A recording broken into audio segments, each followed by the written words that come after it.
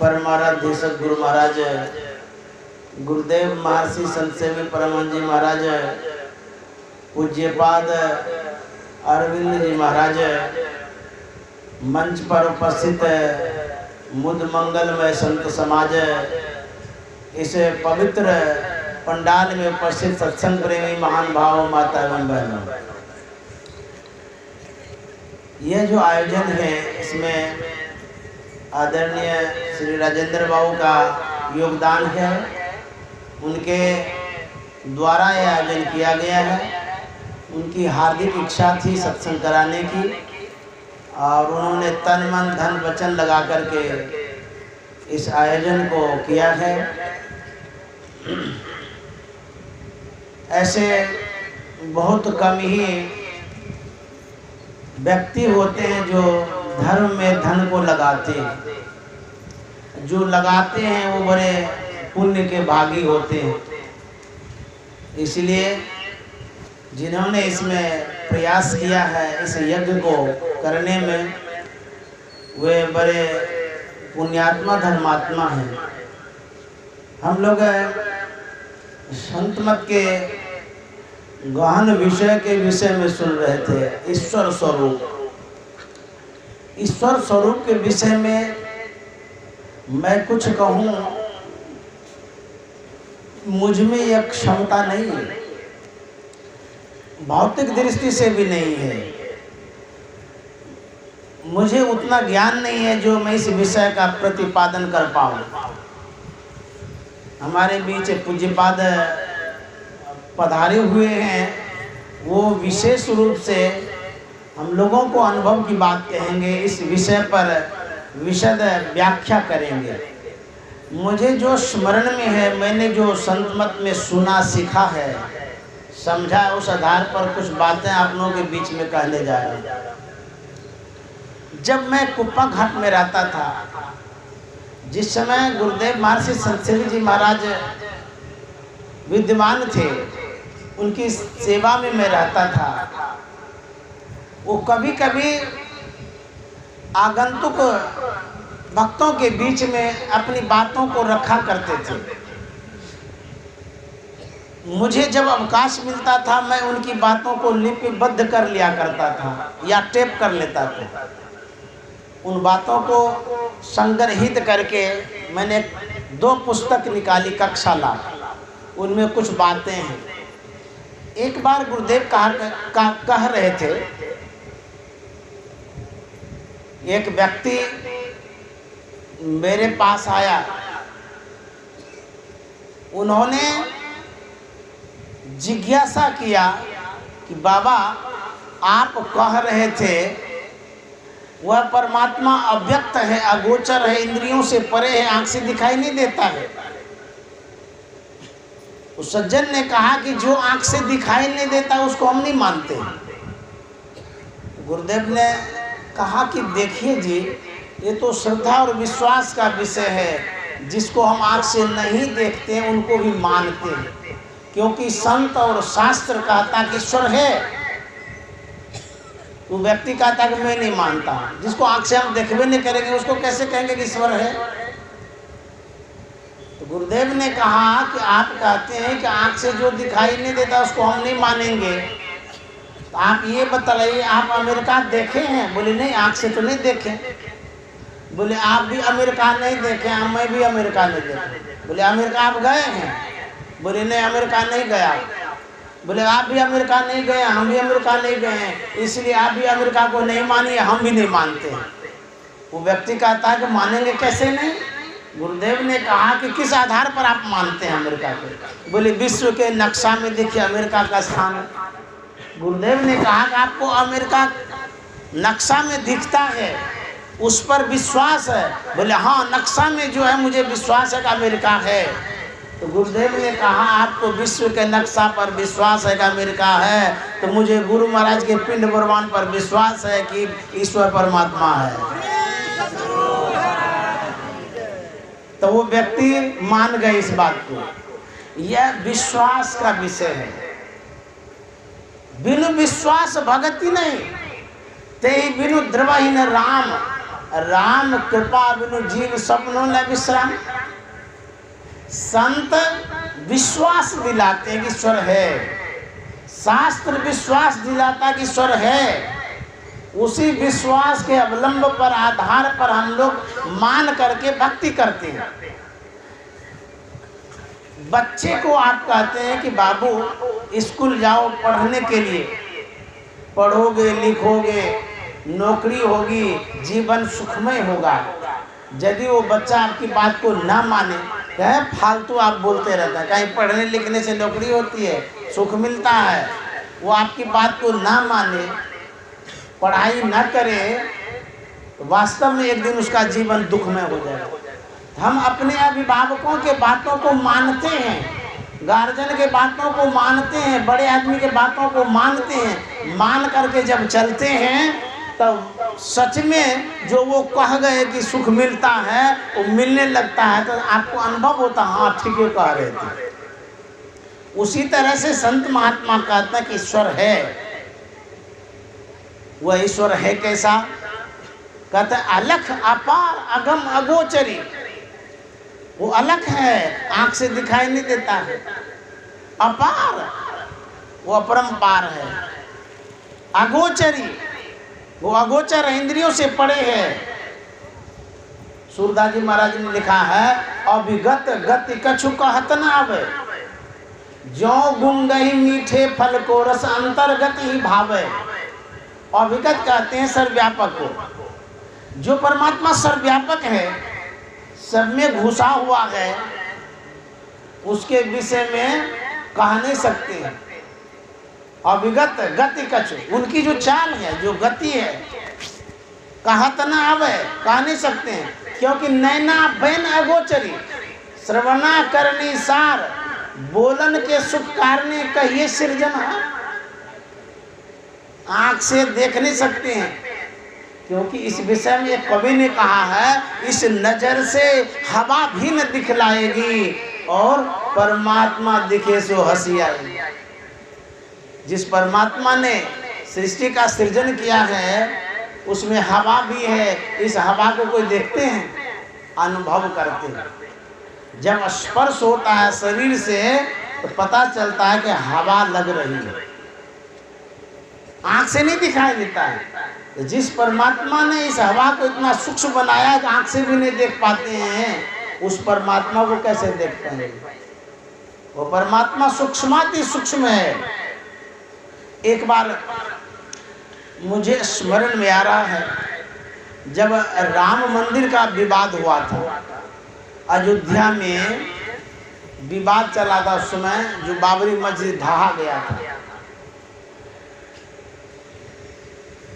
विवाद पूरे भारत में ही नहीं विश्व में फैल गया था।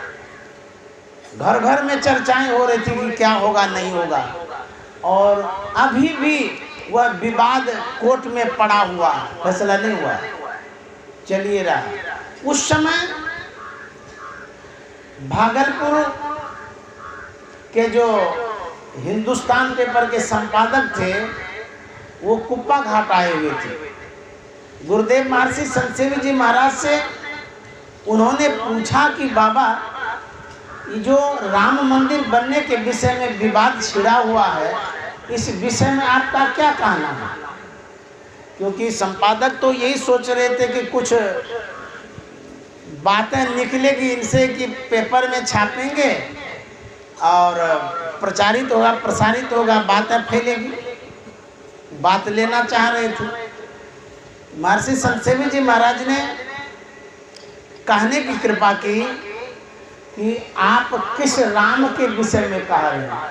तो संपादक थे, भौतिक ज्ञान तो बहुत था, लेकिन सुन करके अक्षका गए, आश्चर्यचकित हो गए। उनको लगा कि ये हिंदू धर्म के महात्मा हैं, इतने बड़े संत हैं, और ये पूछ रहे हैं कि किस राम के विषय में, क्या इनको राम के विषय में पता नहीं है? वो मन में सोचने लगे। संपादक जी ने कहा कि बाबा आपका क्या कहना, आप कह रहे हैं किस राम के विषय में, क्या आपको पता नहीं है? गुरुदेव ने कहा मुझे पता तो है, मैं आपसे पूछना चाहता हूँ आप बतलाइए किस राम के विषय में कह रहे हैं। यदि आपका कहना ये है कि इस राम के विषय में जो अयोध्या में अवतरित हुए थे, तो मैं भी आपसे पूछना चाहता हूं, मेरा उत्तर आप दे देंगे तब मैं आपको उत्तर दूंगा। तो संपादक जी ने कहा पूछिए। गुरुदेव ने कहा, एक राम दशरथ घर डोले, एक राम सब घट घट बोले, एक राम का सकल पसारा, एक राम है सबसे न्यारा।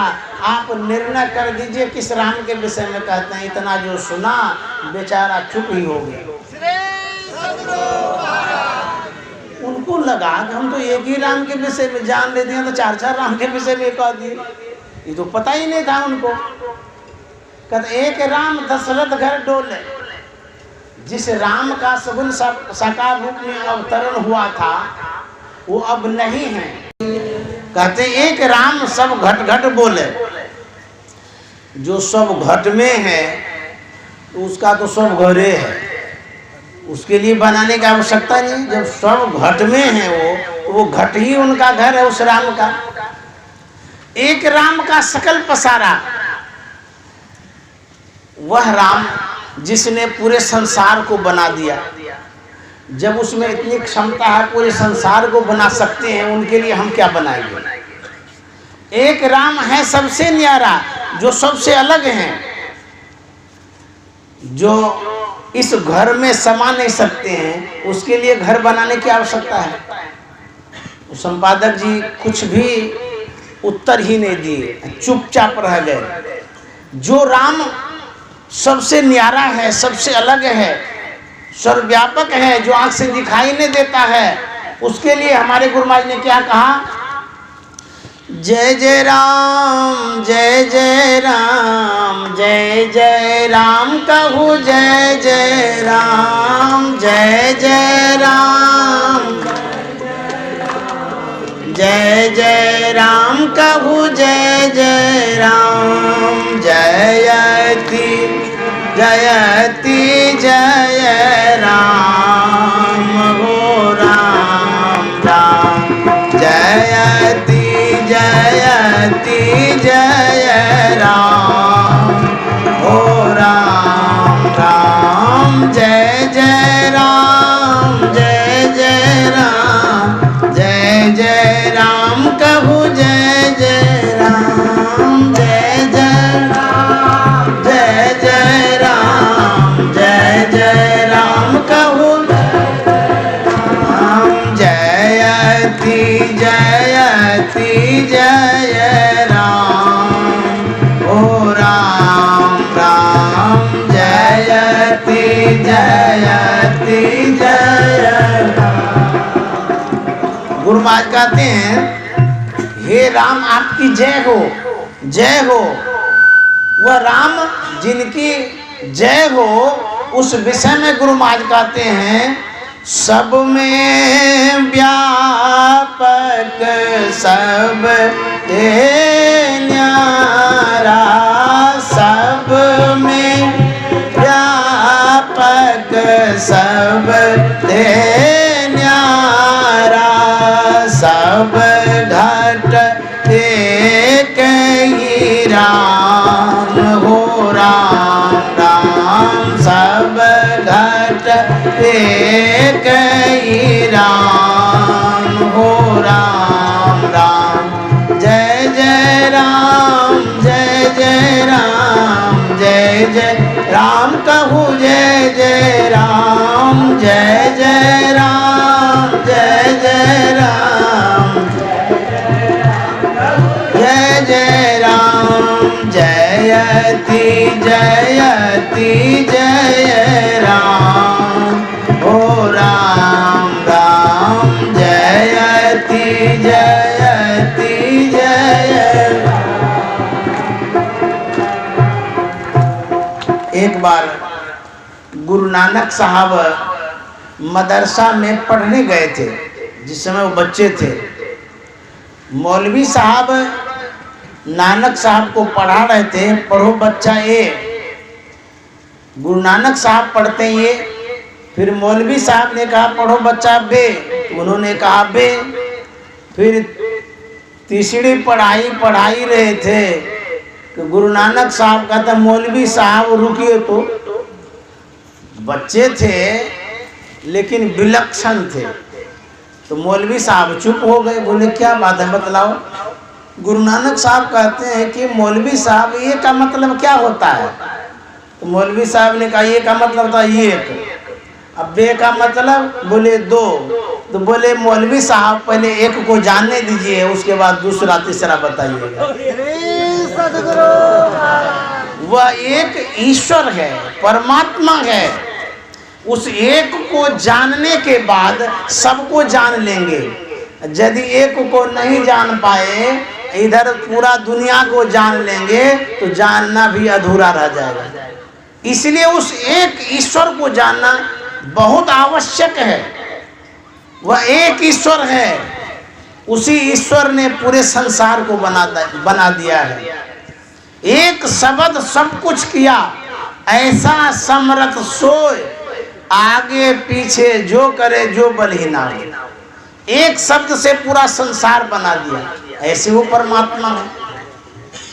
हम अंक में एक लिखते हैं, 1 रुपया किसी भिखारी को दीजिएगा, वो फेंक देगा आजकल है। 1 रुपया देते, ले लीजिए आप ही, हमको नहीं चाहिए 1 रुपया। एक को कम दृष्टि से आंकते हैं। एक संख्या जो है, यदि उस पर एक शून्य दे दीजिए तो उसका वैल्यू कितना हो जाएगा, उसका महत्व कितना हो जाएगा, 10 गुना। एक शून्य दे दीजिए तो 10 गुना हो जाएगा, और दूसरा दीजिए तो 100 गुना, तीसरा शून्य दीजिए तो 1000 हो जाएगा। इस तरह से शून्य बढ़ाते जाइए, 10-10 गुना बढ़ते चला जाएगा।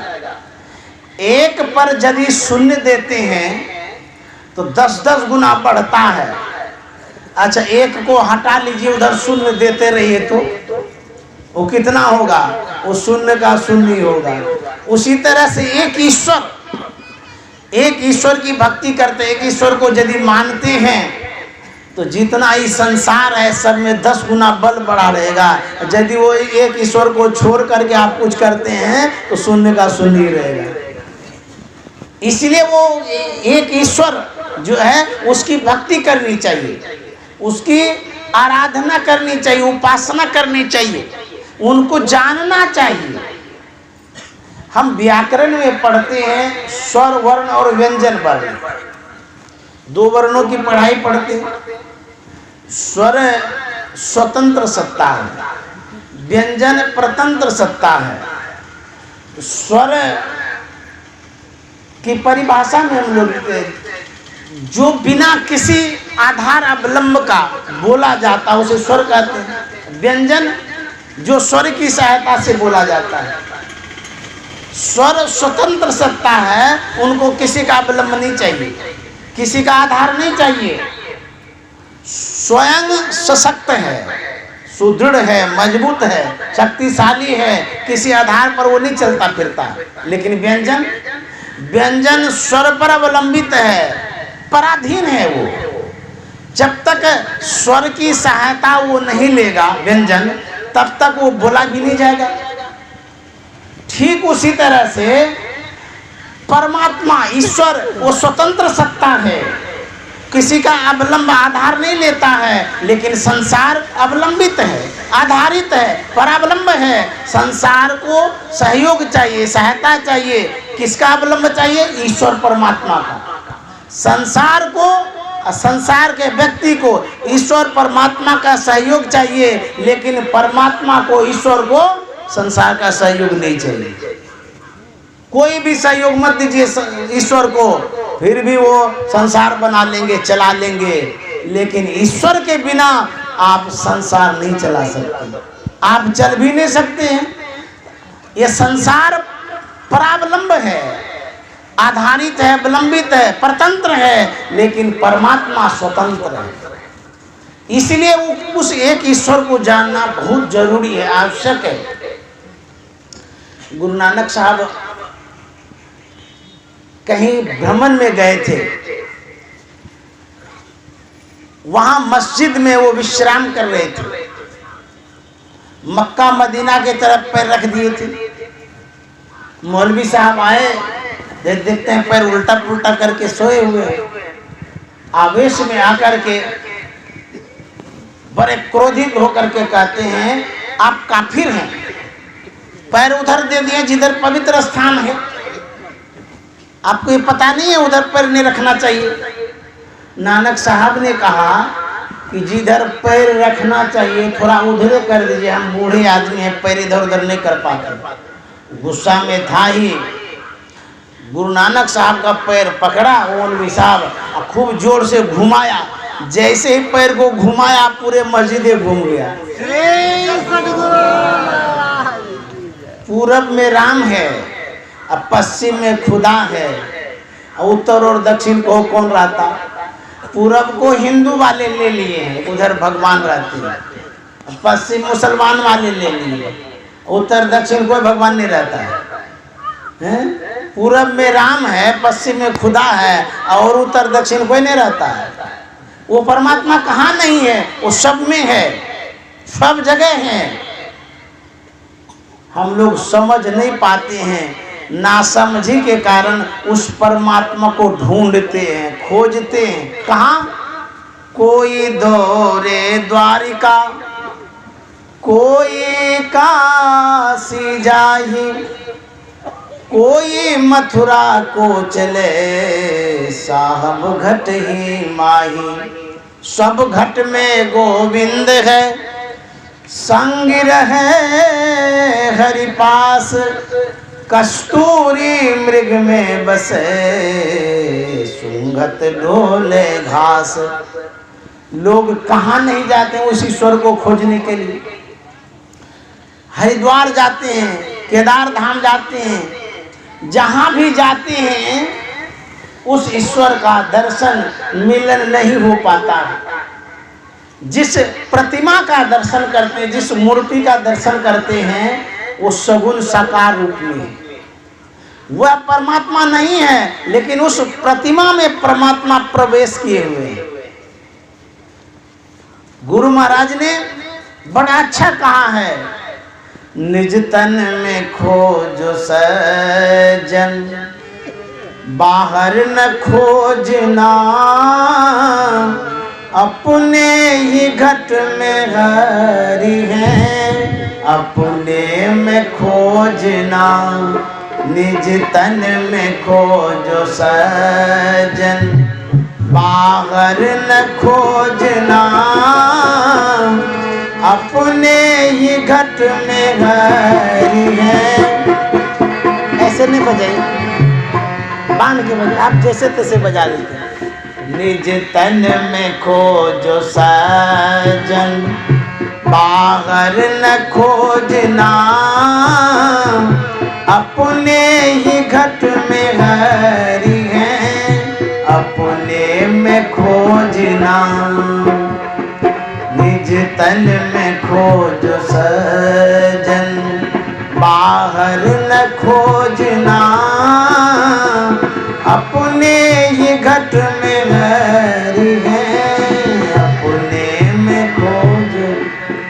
नानक साहब ने कहा है, काहे रे बन खोजन जाई, सरब निवासी सदा अलेपा, तो हे संग समाई। बहुत संतों ने ईश्वर के विषय में कहा है अपने अपने तौर तरीके से, लेकिन जो गुरु महाराज ने कहा है, इनका जो कहना है बड़ा अजब गजब जैसा लगता है। हम नानक साहब के पद को यदि पढ़ते हैं तो वो कहते हैं, काहे रे बन खोजन जाई, क्यों जंगल में खोजने के लिए जाते हो? सरब निवासी सदा अलेपा, तो हे संग समाई। जो सर्वव्यापक है, सदा अलिप्त रहने वाला है परमात्मा, तुम्हारे संग में है। और कहते हैं, पूप मदी ज्यों बास बसत है, मुकुर माहे जैसे छाई, तैसे ही हरि बसे निरंतर, घट ही खोजो भाई। कहते हैं जैसे फूल में सुगंधी है, उसको खोजेंगे तो कैसे खोजेंगे, ये बात इस पद में नहीं है। और भी संतों के बातों को जब पढ़ते हैं तो वो कहते हैं कि संत ईश्वर को खोजिए, अपने अंदर में खोजिए, लेकिन किस तरह से खोजेंगे, खोजने के क्रम में उपलब्धियां क्या होगी, ये बातें बिरले संत के वाणियों में हमको पढ़ने को मिलता है। सब कोई कहते हैं अंदर में खोजिए खोजिए, ऐसे है परमात्मा वैसे है परमात्मा, लेकिन खोजेंगे कैसे, ये तरीका हमारे गुरु महाराज ने बतलाया है, बहुत संतों के वाणी में नहीं है।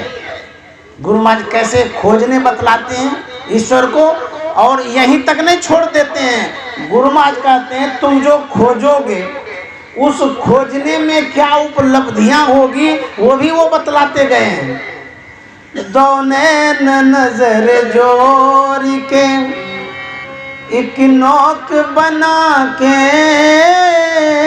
एक नौक बना के, दोनों नजर जोड़ के एक नौक बना के, एक नौक बना के, अंतर में देख सुन सुन, अंतर में खोजना, अंतर में देख सुन सुन, अंतर में खोजना, निज तन में खोज सजन, बाहर न खोजना, अपने ही घट में हरि है, अपने में खोजना, निज तन में खोज सजन। गुरु महाराज कहते हैं दो नैन नजर जोड़ी के एक नौक बना के, अंतर में देख सुन सुन, अंतर में खोजना। खोजने का तरीका बतलाएं, किस चीज के खोजने को, धन संपत्ति नहीं, ईश्वर परमात्मा को किस तरह से खोजेंगे उसका तरीका बतला रहे हैं। दो नैन नजर जोड़ के आंख से कैसे उस परमात्मा को प्राप्त करेंगे, किस युक्ति से, वही बतला रहे हैं। दोनों आंखों की दृष्टि को जोड़ेंगे। अब जोड़ेंगे तो कोई रस्सी थोड़ा है खूंटा में जोड़ेंगे, चेतन धाराओं को जोड़ना है, पहले पकड़ेंगे तब जोड़ेंगे। तो गुरु महाराज कहते हैं आंखों में जो चेतन धार है जो बाहर निःसृत हो रही है, इसको गुरु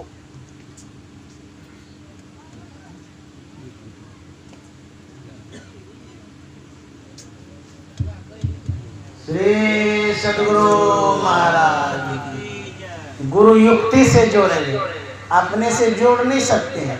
ये भेद की बात है, रहस्य की बात है। जब तक गुरु युक्ति नहीं लेंगे तब तक दृष्टि को जोड़ नहीं पाएंगे। कैसे जोड़ेंगे, कहाँ जोड़ेंगे, इसकी क्रिया सीखनी पड़ती है। तो गुरु महाराज ने दो नैन नजर जोड़ के एक नौक बना के, अंतर में देख सुन सुन, अंतर में खोजना। अंतर में भीतर में देखने को भी मिलेगा और सुनने को भी मिलेगा। तिल द्वार तक के सीधे सूरत को खींच ला, सूरत को खींच ला।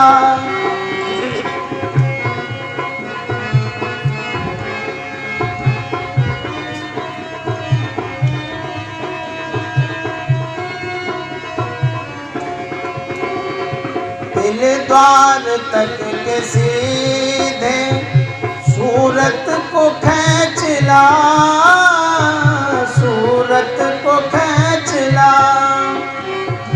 अनहद धुनों को सुन सुन, चढ़ चढ़ के खोजना। निज तन में खोज सजन, बाहर न खोजना। अपने ही घट में हरि है, अपने में खोजना। निज तन में खोज सजन, बाहर न खोजना। अपने ही घट में हरि है, अपने में खोजना। एक बार हनुमान जी ने भगवान श्री राम से जिज्ञासा किया, हे प्रभु, हे परमात्मा, मैं आपको कैसे प्राप्त करूंगा? आपकी प्राप्ति कैसे होगी? मैं आपको कैसे देख पाऊंगा? तो भगवान श्री राम सामने में ही थे, लेकिन सगुण साकार रूप में थे। हनुमान जी कह रहे थे, आपका जो वास्तविक रूप है, जो अव्यक्त रूप है, उस रूप को हम कैसे देख पाएंगे, कैसे जान पाएंगे?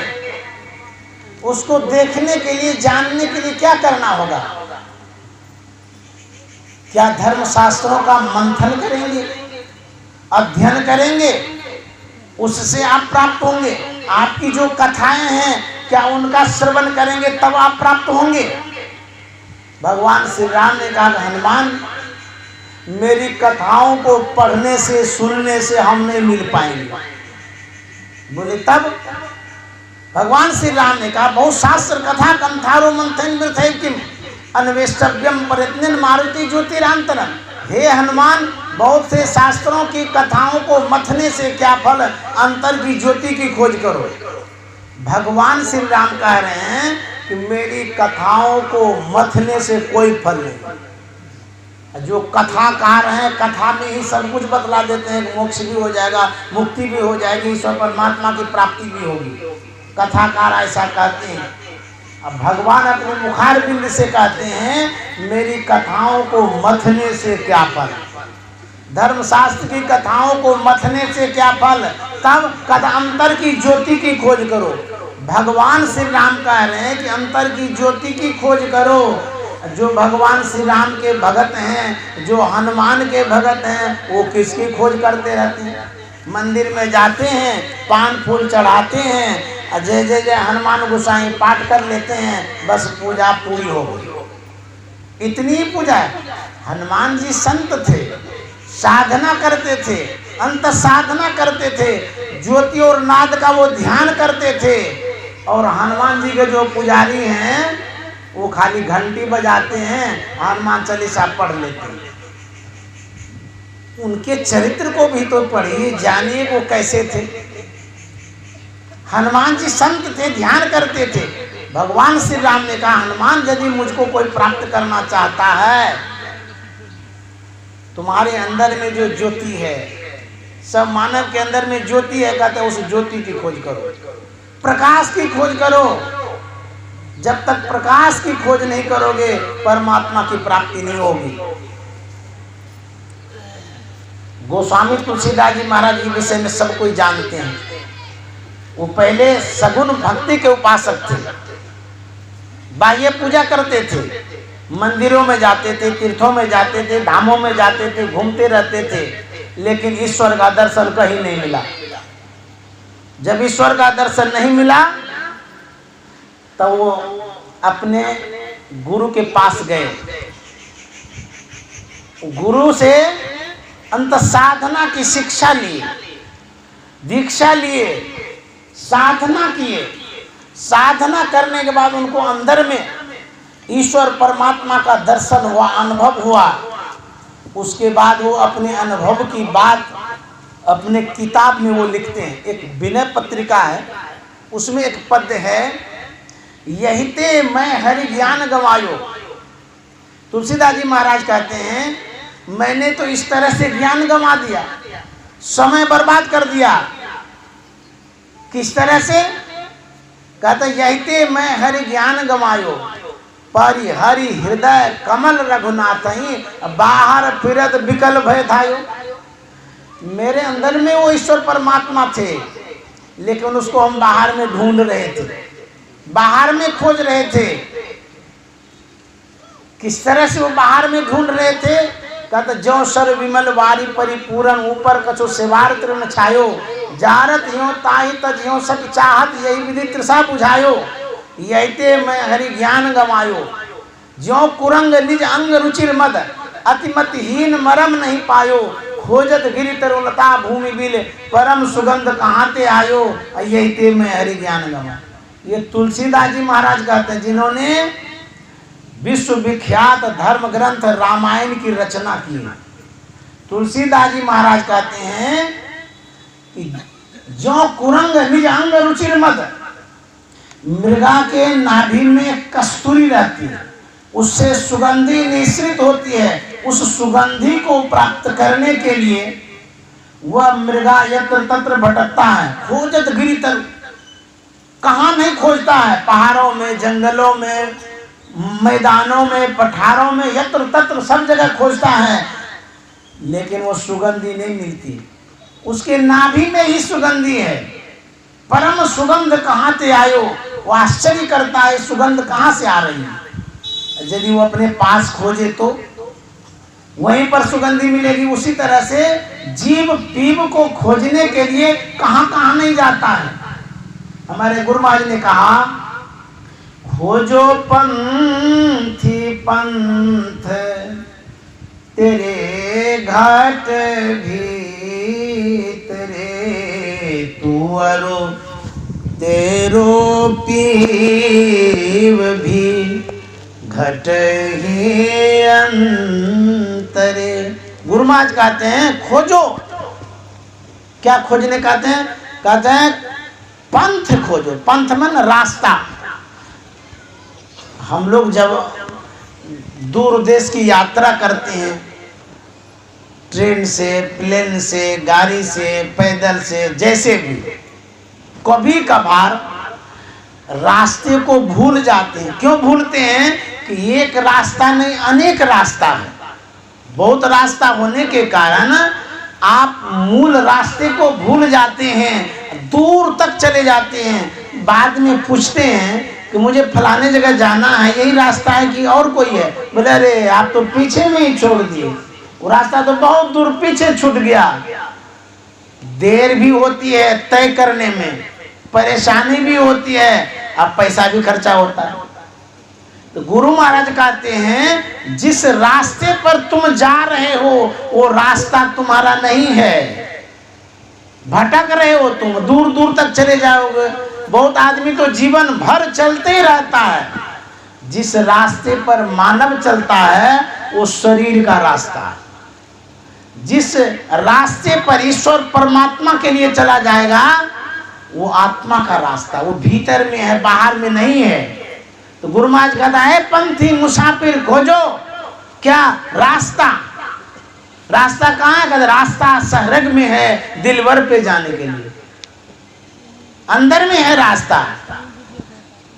कहते हैं खोजो, रास्ता अंदर में है और राही भी अंदर में है, अब प्राप्त भी अंदर में है। बड़ा आश्चर्य, जो खोजने वाला वो भी भीतरे में है, जिसको खोजेंगे वो भी भीतरे में है, और जिस हो करके खोजेंगे वो भी भीतरे में, सब भीतरे में, बाहर में कुछ भी नहीं है। गुरु महाराज कहते हैं तू अरु तेरो पीव भी घट ही अंतरे। तुम्हारे अंदर में परमात्मा है, तू भी अंदर में है, रास्ता भी अंदर में है, बाहर में कुछ नहीं है। तो कहते हैं हो क्या गया है? गुरु महाराज कहते हैं डिफरेंस, अंतर, गड़बड़ी क्या हो गई है? कहते हैं तू उतर परियोतम माही पीवनी सब गिना। जीव अंधकार में आ गया है और परमात्मा निशब्द में है। यही ते परी गयो दूरी, यही दूरी हो गई है। कितनी दूरी? लंबा मार्ग, दूरी घर, विकट पंथ बहुमार, बहुत लंबा रास्ता है। कहेंगे कितना किलोमीटर? संत महात्मा किलोमीटर ही नहीं बतलाए, बोले लंबा मार्ग, दूरी घर, बहुत दूर है, दूर से दूर, निकट सब ही थे। बड़ा आश्चर्य है। कहते हैं बहुत दूर भी है और निकट सब ही थे। कितना निकट? जितना निकट आपके शरीर का बाल भी नहीं है। कहेंगे आश्चर्य है, इतना दूर परमात्मा है, निकट इतना है कि बाल भी उतना निकट नहीं। एक बहुत महीन पर्दा है, बहुत महीन जीना पर्दा है। उस पर्दे के पार में आपका मित्र है, फ्रेंड है, दोस्त है, और उस पर्दे के इस पार में आप हैं, दोनों पर्दे में सटे हुए हैं। यदि उस महीन पर्दे को हटा दिया जाए तो दोनों का नाक में नाक सटा ही दिखेगा। कितनी दूरी है? कहते कोई दूरी, सिर्फ एक आवरण है, इस आवरण के कारण दूरियां हैं। यदि मित्र से मिलना चाहेंगे, जहां द्वार है वहां से जाना पड़ेगा। कहता बहुत किलोमीटर दूर पर द्वार है, लेकिन यदि उस आवरण को हटा देते हैं तो वहीं पर है। जैसे घर में एक दीवार है, ईंटे का दीवार है, और उस बहुत लंबा चौड़ा घर है, आपका दोस्त उस पार में, दीवार के उस पार में, इस पार में है, तो दूरियां कितनी है? जितनी मोटी दीवार है उतनी दूरियां हैं। लेकिन यदि मिलना चाहेंगे, मिलने के लिए आपको गेट से दूर से आना पड़ेगा, तब जाकर के मिल सकते हैं। और यदि वो दीवार हटा दें तो पासे में है।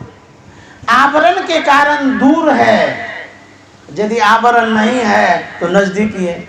इसीलिए गुरु महाराज के घटतम प्रकाशो शब्द पटत्र जीव पर है छा रहे, कर दृष्टि अरुध्वन योग साधन ये हटाना चाहिए। इनके हटे माया हटेगी, प्रभु से होगी एकता, फिर द्वैतता नहीं कुछ रहेगी, असमन दृढ़ चाहिए। इसके लिए का पाखंड अहंकार तजी, निष्कपट हो अरुदीन हो, सब कुछ समर्पण कर गुरु की सेव करनी चाहिए। आपके अंदर की सफाई भी होनी चाहिए। 2 पद के बाद में समाप्त करने जा रहा हूं। यदि आपका भीतर गंदा होगा, वो परमात्मा परम पवित्र हैं, वो आपके हृदय में कैसे निवास करेंगे, वास करेंगे? तुलसी साहब ने लिखा है, दिल का हुजरा साफ कर, जाना को आने के लिए, ध्यान गैरों का उठा, उसको बिठाने के लिए, दिल का हुजरा साफ कर। श्री सद्गुरु महाराज की जय। अब समय बहुत हो गया है, पूज्यपाद से निवेदन करना चाहूँगा कि वो अपने अनुभव की बात हम लोगों के बीच में रखें, ताकि हम लोगों का मार्गदर्शन हो, उपकार हो, कल्याण हो। अब पूज्यपाद से सुनने का हम लोग कष्ट करेंगे, इसी तरह से धैर्य से रहेंगे, उनकी वाणी को सुनेंगे। उनका जो अनुभव है एक अलग ढंग का है। मैं तो संत मत में अभी यदि कहा जाए तो मेरे अंदर में अंकुरण भी नहीं हुआ है, तो मैं संत मत की बात क्या कह सकता हूँ। और अनुभव की बात पूज्यपाद से सुनेंगे, संत मत की सार बात को सुनेंगे।